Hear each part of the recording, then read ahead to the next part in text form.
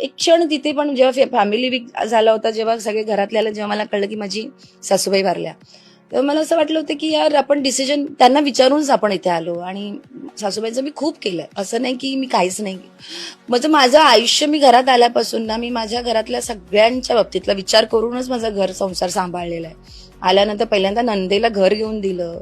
सगळं एक स्त्री जी घर सांभाळू शकते लग्न झाल्यानंतर, ती जी मोठी सून म्हणून भल्या वयाच्या 20व्या वर्षी लग्न केलं असलं तरीही त्या वर्षी येऊन सगळ्यांचा हक्क देऊन प्रत्येक सासू सासऱ्यांना सांभाळून मी माझा 26 वर्षाचा संसार सांभाळला होता. आणि त्याला कुठेतरी ते डाग लागत होता. तर ते मला कुठेतरी वाटवतं की अरे आपण हे केलंय ते बरोबर केलं की नाही केलं. आता आपण आत आलो, आपलं कॉन्ट्रॅक्ट आहे आणि आपण काम घेतलेलं आहे आणि ते काम सोडून बाहेर नाही जाऊ शकत. आणि यायच्या आधी मी सगळं हॉस्पिटल सगळं मम्मीला घरी घेऊन आली होती, तोपर्यंत ती ठीक होती. आणि त्याच्यानंतर असं झाल्यानंतर मला असं वाटलं की की हे आता आलंय झालंय तर आता काय, आता घरातल्यांनीच सांगितलं नव्हतं, पण तेव्हा पण मला असं वाटलं होतं की बाबा हे डिसिजन माझं बरोबर आहे का मी घेतलेलं आहे आणि हे पूर्ण करते ते पण बरोबर आहे की नाही.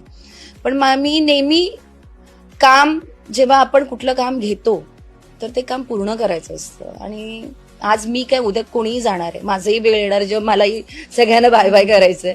सो जाताना सगळ्यांना छान छान हसत खेळत पॉझिटिव्हिटी करत बाय बाय करत जावं, अशी माझी नेहमीच मनातली इच्छा असते. ते कोणी असू देत आणि तेच मला जायचंय आणि हेच राहणार आहे माझं आयुष्यभर.